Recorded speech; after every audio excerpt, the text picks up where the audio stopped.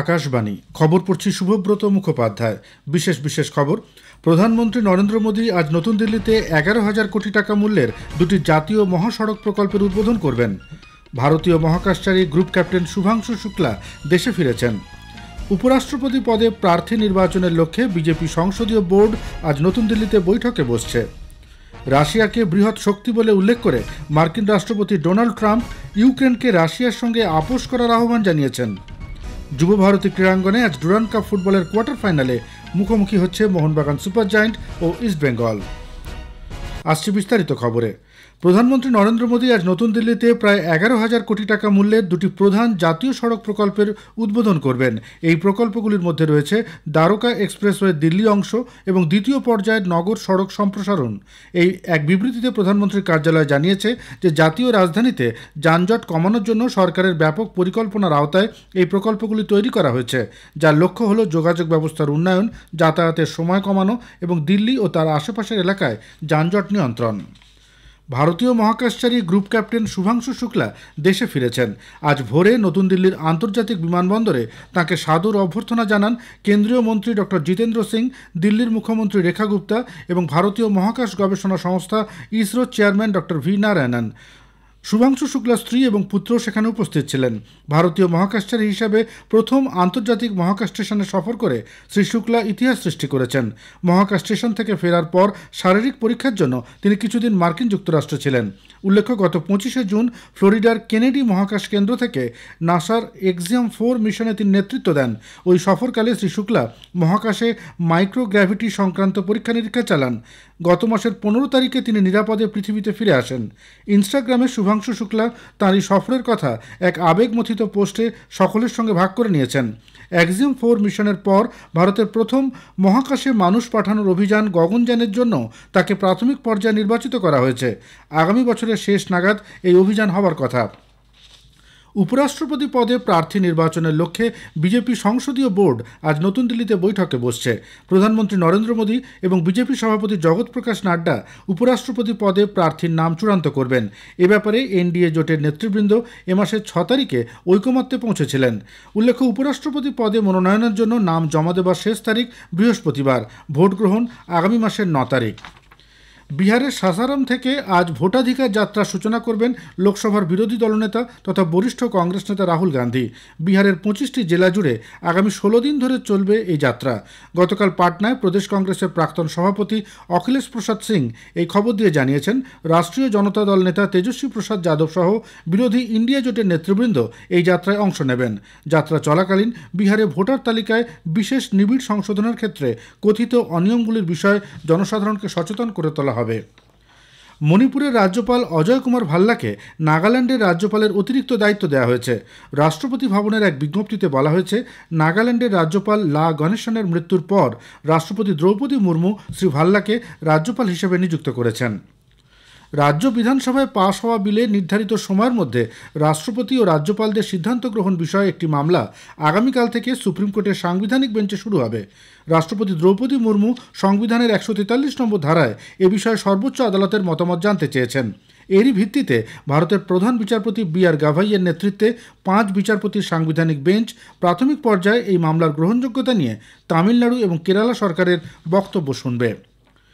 কেন্দ্রীয় শিল্প ও বাণিজ্য মন্ত্রী পীয়ূষ গোয়েল বলেছেন, চলতি অর্থবছরের প্রথম ত্রৈমাসিকে ভারতের ইলেকট্রনিক্স দ্রব্য রপ্তানি গত বছরের এই সময়ের তুলনায় 47% বেড়েছে।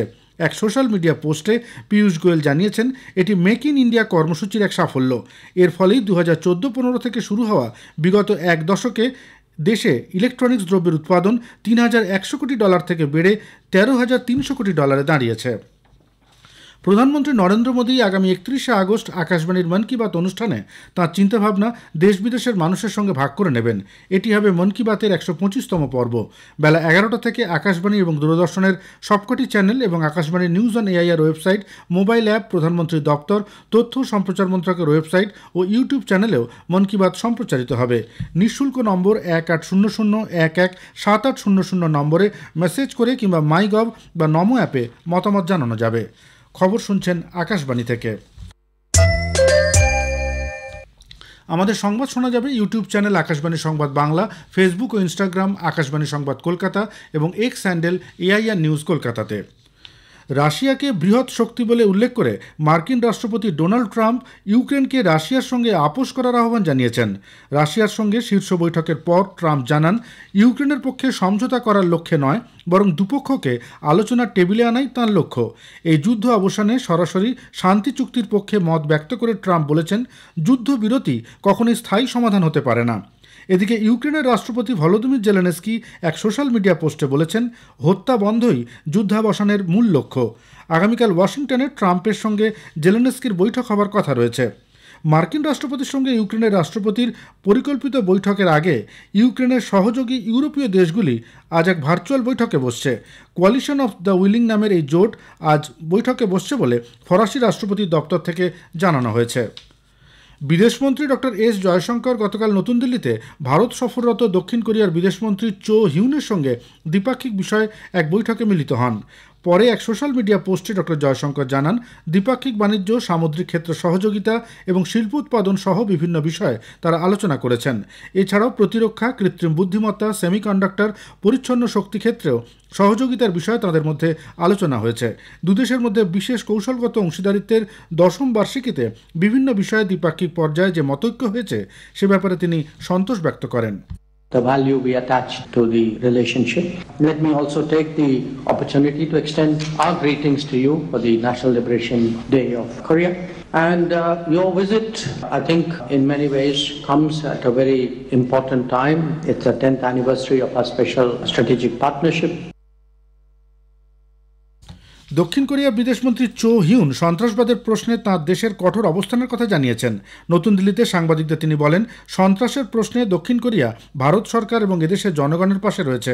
ভূ রাজনৈতিক চ্যালেঞ্জ মোকাবিলায় তিনি ভারত ও দক্ষিণ কোরিয়ার সম্পর্কের অগ্রগতির ব্যাপারে সন্তোষ প্রকাশ করেন।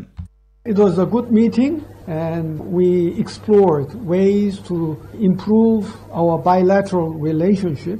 We also talked about geopolitical and geo-economic challenges both of our two countries are facing. বিদেশ সচিব বিক্রম মিশ্রি দুদিনের সরকারি সফরে আজ নেপাল যাচ্ছেন। নেপালের বিদেশ সচিব অমৃত বাহাদুর রায়ের আমন্ত্রণে তাঁর এই সফর। বিদেশ মন্ত্রক জানিয়েছে, ভারত ও নেপালের মধ্যে সাম্প্রতিক সময় সহযোগিতার বিভিন্ন ক্ষেত্রে অগ্রগতি হয়েছে এবং দুদেশের মধ্যে দৃঢ় মৈত্রীর সম্পর্ক রয়েছে। মন্ত্রক আরও জানিয়েছে, বিদেশ সচিবের এই সফর দ্বিপাক্ষিক সম্পর্ককে আরও উচ্চতর পর্যায়ে নিয়ে যাবে। চীনের বিদেশমন্ত্রী ও কমিউনিস্ট পার্টির পলিট ব্যুরো সদস্য ওয়াং ই আগামীকাল দুদিনের ভারত সফরে আসছেন। জাতীয় নিরাপত্তা উপদেষ্টা অজিত দোভালের আমন্ত্রণে তাঁর এই সফর বলে জানা গেছে। সফরকালে চীনের বিদেশমন্ত্রী ভারত চীন সীমান্ত বিষয়ক 24তম বিশেষ প্রতিনিধি পর্যায়ের বৈঠকে অংশ নেবেন। ভারতের প্রতিনিধিত্ব করবেন অজিত দোভাল। বিদেশমন্ত্রী ডক্টর এস জয়শঙ্কর চীনের বিদেশমন্ত্রীর সঙ্গে এক বৈঠকে মিলিত হবেন। জম্মু ও কাশ্মীরে মেঘভাঙা বৃষ্টিতে ক্ষতিগ্রস্ত কিস্তোয়ার জেলার চিসোটি গ্রামে উদ্ধার কাজ জোর কদমে চলছে। সেনাবাহিনী, এনডিআরএফ, এসডিআরএফ, পুলিশ এবং স্থানীয় প্রশাসনের সদস্যরা উদ্ধার কাজে যোগ দিয়েছেন। জম্মু ও উধমপুরে দুটি MI-17 হেলিকপ্টার এবং একটি অ্যাডভান্সড লাইট হেলিকপ্টার প্রস্তুত রাখা হয়েছে।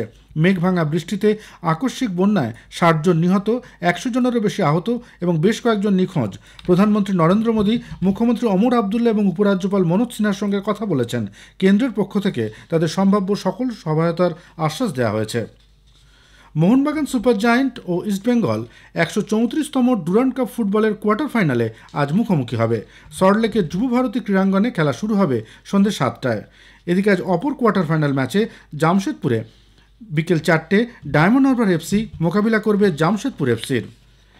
আগেই জানানো হয়েছে, Shillong Lajong FC Durand cup ফুটবলের সেমিফাইনালে পৌঁছেছে। জওহরলাল নেহরু স্টেডিয়ামে গতকাল প্রথম কোয়ার্টার ফাইনাল ম্যাচে লাজং এফসি 2-1 গোলে ইন্ডিয়ান নেভিকে হারিয়ে দেয়। উত্তর মারিয়ানা দ্বীপপুঞ্জে আয়োজিত সাইপান আন্তর্জাতিক ব্যাডমিন্টন প্রতিযোগিতায় মহিলাদের সিঙ্গলসে খেতাব জিতেছেন ভারতের তানিয়া হেমন্ত। বিশ্বের 86 নম্বর টুর্নামেন্টের শীর্ষ বাছাই তানিয়া ফাইনালে জাপানের কানায়ে সাকাইকে 15-10, 15-8 গেমে পরাজিত করেন। শেষ করার আগে খবরের বিশেষ কিছু অংশ আরও একবার। প্রধানমন্ত্রী নরেন্দ্র মোদী আজ নতুন দিল্লিতে 11,000 কোটি টাকা মূল্যের দুটি জাতীয় মহাসড়ক প্রকল্পের উদ্বোধন করবেন। ভারতীয় মহাকাশচারী গ্রুপ ক্যাপ্টেন শুভাংশু শুক্লা দেশে ফিরেছেন। উপরাষ্ট্রপতি পদে প্রার্থী নির্বাচনের লক্ষ্যে বিজেপি সংসদীয় বোর্ড আজ নতুন দিল্লিতে বৈঠকে বসছে। খবর শেষ হলো, এরপর শুনুন স্থানীয় সংবাদ।